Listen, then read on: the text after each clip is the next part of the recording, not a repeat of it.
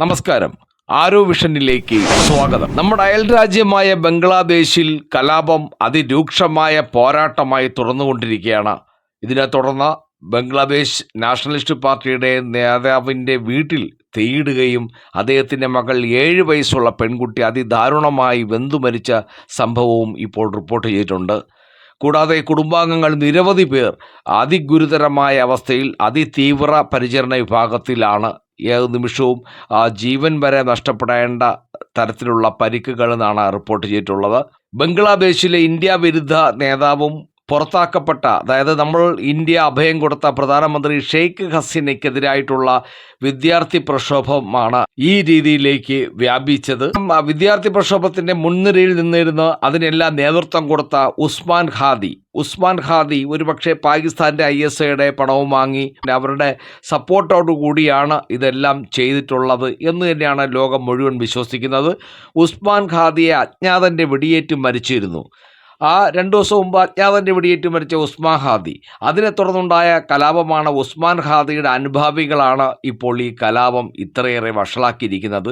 Lakshmipur സവർ ഉപജില്ലയിലാണ് കലാപകാരികൾ Bangladesh nationalist പാർട്ടിയുടെ നേതാവിൻ്റെ വീടിന് തീയിട്ടത്. ഈ സംഭവത്തിൽ വീട്ടിലുണ്ടായിരുന്ന 7 വയസ്സുകാരി പൊള്ളലേറ്റ് മരിച്ചു. മാത്രമല്ല ഞായറാഴ്ച പുലർച്ചെ 1 മണിയോടെ ഭവാനിഗഞ്ച് യൂണിയൻ BNB അസിസ്റ്റന്റ് ഓർഗനൈസിംഗ് സെക്രട്ടറിയും വ്യാപാരിയുമായ ബിലാൽ ഹുസൈൻ്റെ വീടിന് നേരെയാണ് ഈ ആക്രമണമുണ്ടായത്. ഇദ്ദേഹത്തിൻ്റെ മകളായിരുന്നു ആയിഷ എന്ന 7 വയസ്സുകാരി. ആ പെൺകുട്ടിയാണ് അതിദാരുണമായി കൊല്ലപ്പെട്ടത്.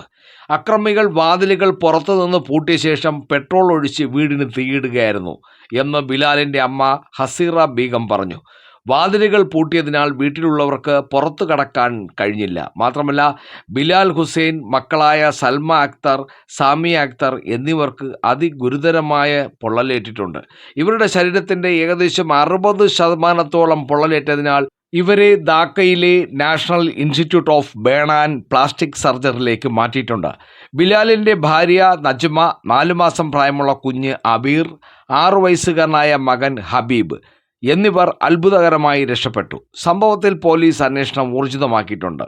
ഉസ്മാൻ ഖാദിയുടെ കൊലപാതകത്തെ തുടർന്ന് പൊട്ടിപ്പുറപ്പെട്ടതാണ് ഈ കലാപം. ഈ കലാപത്തെ നിരവധി അവാമി ലീഗ് പ്രവർത്തകരുടെ, അതായത് നമ്മുടെ ഷെയ്ഖ് ഹസീനയുടെ പാർട്ടിയായ അവാമി ലീഗ് പ്രവർത്തകരുടെ സ്വത്തുവകകൾ നശിപ്പിക്കപ്പെട്ടിട്ടുണ്ട്.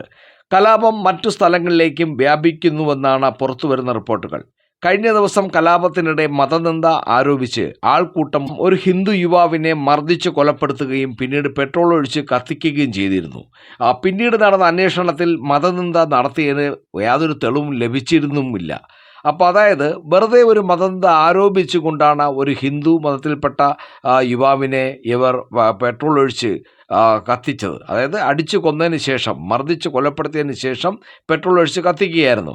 ഇതിനെതിരെ ഇന്ത്യ ശക്തമായ നിലപാട് ബംഗ്ലാദേശിനെ അറിയിച്ചിട്ടുണ്ട്. മാത്രമല്ല ഈ ഹിന്ദുക്കളുടെ സുരക്ഷ ഉറപ്പാക്കണമെന്ന് ശക്തമായി തന്നെ വാണിംഗ് നൽകിയിട്ടുണ്ട്.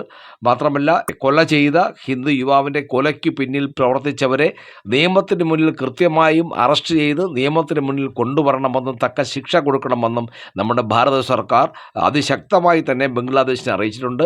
ബംഗ്ലാദേശിൻ്റെ ഇന്ത്യയിലെ അംബാസഡറെ വിളിച്ചു വരുത്തിയാണ് ഈ കാര്യങ്ങളെല്ലാം അതിശക്തമായ ഒരു ശകാര ഭാഷയിൽ തന്നെ വാണിംഗ് ചെയ്തത്.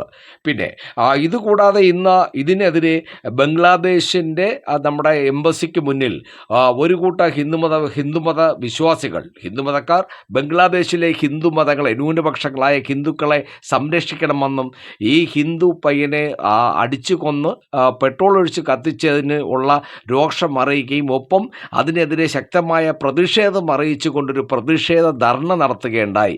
എന്നാൽ ഈ പ്രതിഷേധ ധർണയെ ബംഗ്ലാദേശിലെ ചില പത്രങ്ങളും അല്ലെങ്കിൽ ബംഗ്ലാദേശിലെ ചില മാധ്യമങ്ങൾ ഉൾപ്പെടെയുള്ളവർ അതിനെ തെറ്റിദ്ധരിപ്പിച്ചു. ബംഗ്ലാദേശ് തന്നെ ലോകത്തോട് പറഞ്ഞത് ഇന്ത്യയിലെ ബംഗ്ലാദേശിൻ്റെ എംബസിയെ നമ്മൾ ഇന്ത്യക്കാർ ആക്രമിച്ചു എന്ന രീതിയിലാണ് വാർത്ത കൊടുത്തത്. തീർച്ചും അതിനുള്ള ഇന്ത്യയുടെ ആ രോക്ഷം അല്ലെങ്കിൽ അതിൻ്റെ എതിർപ്പും ഇന്ത്യ തീർച്ചയായും തീർച്ചയായിട്ടും അറിയിച്ചിട്ടുണ്ട്. കാരണം ഇവിടെ ഒരിക്കലും ബംഗ്ലാദേശിൻ്റെ എംബസി ആരും ആക്രമിച്ചിട്ടില്ല, ആക്രമിക്കപ്പെട്ടിട്ടില്ല, അതിന് ഭാരത സർക്കാർ കൂട്ടുനിന്നിട്ടുമില്ല. എന്നാൽ ബംഗ്ലാദേശിൽ ന്യൂനപക്ഷങ്ങളായ ഹിന്ദുക്കളെ തെരഞ്ഞുപിടിച്ച് അവരുടെ സ്വത്തുവകകൾ നശിപ്പിക്കുകയും അവരെ തല്ലിക്കൊല്ലുകയും കെട്ടിത്തൂക്കുകയും ഒക്കെ ചെയ്യുന്ന ഈ കാലത്തിൽ അതിനെതിരെ ശക്തമായ പ്രതിഷേധമാണ് ഹിന്ദുമത വിശ്വാസികൾ നടത്തിയതെന്ന് സർക്കാർ അറിയിച്ചിട്ടുണ്ട്. അപ്പോൾ തീർച്ചയായിട്ടും നമ്മുടെ ഭാരതത്തിൽ തന്നെ, ഇന്ത്യയിൽ തന്നെ പല മാധ്യമങ്ങളും, ചില മാധ്യമങ്ങളെങ്കിലും ഓൺലൈൻ മാധ്യമങ്ങളായാലും മറ്റുള്ള മാധ്യമങ്ങളായാലും ഈ ഒറ്റപ്പെട്ട വാർത്ത, ഈ കേട്ടറിവ് വച്ച് ഇങ്ങനെ ബംഗ്ലാദേശ് എംബസി നമ്മൾ ആക്രമിച്ചു ഇന്ത്യയിൽ എന്ന രീതിയിൽ വാർത്ത കൊടുത്തിട്ടുണ്ട്. അവരാരും മനഃപൂർവ്വം ചെയ്തതല്ല, കേട്ടറിവ് വെച്ച് ചെയ്തതാണ്. പക്ഷേ അതിനെ നമ്മളെ കേന്ദ്ര സർക്കാർ നിശ്ചിതമായി അത് എതിർത്തിട്ടുണ്ട്. ബംഗ്ലാദേശിൻ്റെ എംബസി ആക്രമിക്കപ്പെട്ടിട്ടില്ല. പകരം ബംഗ്ലാദേശ് എംബസിക്ക് മുന്നിൽ ഹിന്ദുമത വിശ്വാസികൾ ഹിന്ദു മതവിശ്വാസിയായ യുവാവിനെ തല്ലിക്കൊന്ന് അതിനെ പെട്രോൾ ഒഴിച്ച് കത്തിച്ചതിനെതിരെയുള്ള രോക്ഷപ്രകടനം, ഒരു ശക്തമായ പ്രകടനമാണ് നടത്തിയതെന്നും അതിനെതിരെ ബംഗ്ലാദേശ് നടപടി സ്വീകരിക്കണമെന്ന ഒരു ശക്തമായ പ്രക്ഷോഭമായിരുന്നു, അല്ലാതെ ഒരിക്കലും അതൊരു കലാപമായിരുന്നില്ല എന്ന് പറഞ്ഞിട്ടുണ്ട്. ഏതായാലും ബംഗ്ലാദേശ് ഭാരതത്തിൻ്റെ അയൽവക്കത്ത് ഇരുന്നു കൊണ്ട് ഈ കാണിക്കുന്നത് തീർത്തും ഒരു കാലഘട്ടത്തിൽ നമ്മൾ കഴിഞ്ഞ വീഡിയോയിൽ പറഞ്ഞതാണ്. ഭാരതവുമായി ഷെയ്ഖ് ഹസീന പ്രധാനമന്ത്രിയായിരുന്നപ്പോൾ ഭാരതത്തിൻ്റെ ഏറ്റവും വലിയ സപ്പോർട്ടും അവർക്കും അതുപോലെ തിരിച്ചും അങ്ങനെയുള്ള ഒരു സുഹൃത്ത് രാജ്യമായിരുന്നു. എല്ലാ കാര്യത്തിലും സാമ്പത്തികമായിട്ടായാലും മറ്റ് സാങ്കേതിക കാര്യങ്ങളായിട്ടായാലും എല്ലാത്തിനും ഇന്ത്യയുടെ ഒരു സപ്പോർട്ട് ബംഗ്ലാദേശിന് എന്നും ഒരു കൈത്താങ്ങായിട്ട് ഇന്ത്യ ഉണ്ടായിരുന്നു. പക്ഷേ ഇപ്പോൾ മാറിയ യൂനിറ്റ് സർക്കാർ വന്നതിന് ശേഷം, താൽക്കാലിക സർക്കാർ വന്നതിന് ശേഷം അതെല്ലാം തകിടം മറിയുകയാണ്. മാത്രമല്ല ജമാഅത്തെ ഇസ്ലാമി എന്ന തീവ്രവാദ സംഘടന ബംഗ്ലാദേശിൽ അതിശക്തമായി പിടിമുറുക്കിക്കൊണ്ടിരിക്കുകയാണ്. ഈ ജമാഅത്തെ ഇസ്ലാമിക്ക് പണവും വളവും വെള്ളവും എല്ലാം കൊടുത്ത്, തീറ്റയും കൊടുത്ത് സംരക്ഷിക്കുന്നത് പാകിസ്ഥാനാണ്, പാകിസ്ഥാൻ്റെ ISI. നമുക്കറിയാലോ, പാകിസ്ഥാൻ ഇപ്പോൾ ഈ നേരിട്ട് ഒരു ഇടപെടുന്നത് ഒന്ന് ഭയന്ന് വിറച്ചിരിക്കുകയാണ്. കാരണം ഓപ്പറേഷൻ സിന്ദൂർ ശക്തമായ ഒരു താക്കീതാണ് പാകിസ്ഥാൻ നൽകിയത്. അത് ഇനി പാകിസ്ഥാൻ എത്ര കാലം ജീവിച്ചിരുന്നാലും ശരി, ഈ ഓപ്പറേഷൻ സിന്ദൂർ കണ്ട ഒരു പാകിസ്ഥാനിയുടെ മനസ്സിൽ നിന്നും ആ രംഗങ്ങൾ മാഞ്ഞു പോകില്ല. പ്രത്യേകിച്ചും ഈ സൈനിക തലങ്ങളിലുള്ളവരെല്ലാം ഒരു ഭയത്തോടെ ഇന്ത്യ എന്ന് കേൾക്കുമ്പോൾ തന്നെ പേടിച്ച് മൂത്രമൊഴിക്കുന്ന രീതിയിലുള്ള തിരിച്ചടിയാണ് നമ്മൾ അന്ന് നൽകിയത്. അതുകൊണ്ട് തന്നെ ഇപ്പോൾ ഒരു ആക്രമണത്തിന് അവർക്ക് ആഗ്രഹമുണ്ടെങ്കിലും അത് തിരിച്ചടി ഭയന്ന് കൊണ്ടാണ് ഇപ്പോൾ നമ്മൾ ഡൽഹിയിലെ കാർ സ്ഫോടനമായാലും പാകിസ്ഥാനികളെല്ലാവരും ഉൾവലിഞ്ഞിരുന്നു കൊണ്ട് ഇന്ത്യയിലെ അവരുടെ സ്ലീപ്പർ സെല്ലുകളെ ഉപയോഗിച്ചാണ് ഡൽഹിയിൽ സ്ഫോടനം ആസൂത്രണം ചെയ്തത്.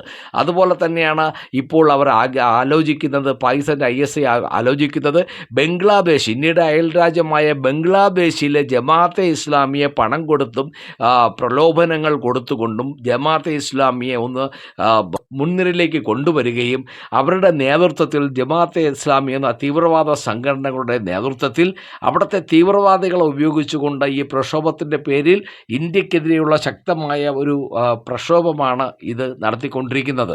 എങ്ങനെ ഇന്ത്യയെ പ്രകോപിപ്പിക്കുക, ഇന്ത്യയെ ഒരു യുദ്ധത്തിലേക്ക് തള്ളിവിടുക, അതിനു വേണ്ടിയാണ് ഈ പാകിസ്ഥാൻ ശ്രമിച്ചുകൊണ്ടിരിക്കുന്നത്. പക്ഷേ എല്ലാവർക്കും, ലോകത്തിന് മുഴുവൻ അറിയാവുന്ന കാര്യമാണ്, ഇന്ത്യ ബംഗ്ലാദേശിനെ അടിക്കുന്നുണ്ടെങ്കിൽ നമ്മൾ അമേരിക്കക്കാട്ടി ഏറ്റവും ലോകത്തെ നമ്പർ 1 എന്ന് പറയുന്നതല്ല, നമുക്കെല്ലാവർക്കും അറിയാവുന്ന കാര്യമാണ്. പക്ഷേ ഇന്ത്യ വിചാരിച്ചാൽ 1 മണിക്കൂർ കൊണ്ട് അടിച്ച് തീർക്കാമെന്നുള്ളതേ ഉള്ളൂ ബംഗ്ലാദേശ്. പക്ഷേ പെട്ടെന്ന് അങ്ങനെ ഒരു ഇന്ത്യ യുദ്ധത്തിന് മുതിരില്ല. പക്ഷേ തിരിച്ചടി ഇങ്ങോട്ടുണ്ടായാൽ തീർച്ചയായിട്ടും അതിന് യാതൊരു മടിയും ഉണ്ടാവില്ല. നമ്മളെ കിഴക്കൻ മേഖലയിലെ സൈന്യം എല്ലാം സുസജ്ജമായിട്ട് തന്നെയാണ് നമ്മുടെ അതിർത്തി രക്ഷാ സേനയെ ഉൾപ്പെടെയുള്ള സൈനിക വിന്യാസങ്ങളെല്ലാം വളരെ ശക്തമായി വാച്ച് ചെയ്തുകൊണ്ടിരിക്കുകയാണ്. ഇന്ത്യ കൃത്യമായും ബംഗ്ലാദേശിൽ നടക്കുന്ന ഓരോ സംഭവങ്ങളും അത് വാച്ച് ചെയ്തുകൊണ്ടിരിക്കുകയാണ്. തക്ക സമയത്ത് കൃത്യമായ മറുപടി ഇന്ത്യ നൽകും എന്നുള്ള കാര്യത്തിൽ ആർക്കും ഒരു സംശയവുമില്ല. ഇപ്പോൾ ഇന്ത്യയുടെ പ്രധാനപ്പെട്ട ആവശ്യം, ലോകത്തെ ഏറ്റവും വലിയൊരു ഹിന്ദുമത രാജ്യമെന്ന് പറയുന്നത് ഇന്ത്യയാണ്. ഹിന്ദുക്കൾക്ക് വേണ്ടി നിലകൊള്ളുന്ന രാജ്യമാണ് ഇന്ത്യ. അതുകൊണ്ട് തന്നെ ബംഗ്ലാദേശിലെ ന്യൂനപക്ഷങ്ങളായ ഹിന്ദുമത വിശ്വാസികളെ തിരഞ്ഞുപിടിച്ച് സ്ത്രീകളെയും പെൺകുട്ടികളെയും ബലാത്സംഗം ചെയ്യുക, അതുപോലെ കെട്ടിത്തൂക്കുക, അടിക്കുക, അവരുടെ വീടും ബാക്കി സാമഗ്രികളൊക്കെ നശിപ്പിക്കുക, അവരുടെ കച്ചവട സ്ഥാപനങ്ങൾ തീവച്ച് നശിപ്പിക്കുക, കൊള്ളയടിക്കുക തുടങ്ങിയുള്ള വിധ്വംസക പ്രവർത്തനങ്ങൾ നടത്തുന്ന മുഴുവൻ പേരെയും നിലയ്ക്ക് നിർത്തണം, അവർക്കെതിരെ നടപടി വേണമെന്ന ശക്തമായ താക്കീതാണ് ഇന്ത്യ ബംഗ്ലാദേശിന് നൽകിയിട്ടുള്ളത്. ഇന്ത്യക്കെതിരെ കളിച്ചുകൊണ്ടിരിക്കുന്നവരെ പാകിസ്ഥാനിലായാലും ലോകത്തിൻ്റെ ഏത് കോണിലായാലും അത് അജ്ഞാതരാൽ കൊല്ലപ്പെടുന്നു എന്നുള്ളത് ഇന്ത്യക്ക് ഒരു ശുഭകരമായ ഒരു കാര്യമാണ്. അതിന് ഇന്ത്യയുടെ അജ്ഞാതനാണെങ്കിൽ പിന്നെ ഇന്ത്യ അത് ഏൽക്കണമല്ലോ. ഇന്ത്യ അത് ഏൽക്കാറില്ല, നമുക്കറിയില്ല, ഇന്ത്യ അതിനെ അറിയില്ല. അവർ പക്ഷേ അജ്ഞാതരാൽ കൊല്ലപ്പെടുന്നു. ഇപ്പോൾ ഈ പ്രക്ഷോഭം തുടങ്ങി വെച്ച ഉസ്മാൻ ഹാദിയും അതുപോലെ തന്നെ അജ്ഞാതനാൽ കൊല്ലപ്പെട്ടു. അപ്പോൾ ഇനിയും അജ്ഞാതരാൽ ഈ ലോകത്ത് പലരും കൊല്ലപ്പെടാനുള്ള സാധ്യതയാണ് കാണുന്നത്. എന്തായാലും ഈ കലാപം ഏതറ്റം വരെ പോകും എന്നുള്ള കാര്യവും ഭാരത സർക്കാർ വളരെ ഗൗരവമായി തന്നെ പരിശോധിച്ചു വരികയാണ്. ഈ പ്രകോപനങ്ങൾ തുടർന്ന് ഇപ്പോൾ കടലിലും ചെറിയ രീതിയിലുള്ള പ്രകോപനത്തിനുള്ള സാധ്യത അവർ ബംഗ്ലാദേശ് തുറന്നു വച്ചു. അപ്പോൾ ഇങ്ങനെ ഈ കരയിലും കടലിലായാലും ഏതു മാർഗമായാലും വ്യോമമാർഗമായാലും പ്രകോപനങ്ങൾ തുടർന്ന് അതിരു വിട്ടാൽ, അത് ഇന്ത്യക്കെതിരെയുള്ള ഒരു ആക്രമണത്തിലോട്ട് കടന്നാൽ തീർച്ചും നമ്മുടെ ബംഗ്ലാദേശ് എരന്നു വാങ്ങുന്നതിന് തുല്യമായിരിക്കും. പിന്നെ എന്താണ് സംഭവിക്കുക എന്നുള്ളത് ബംഗ്ലാദേശികൾ കണ്ടു തന്നെ പഠിക്കണം. അപ്പോൾ മറ്റൊരു വീഡിയോയുമായി വീണ്ടും കാണാം. നന്ദി, നമസ്കാരം.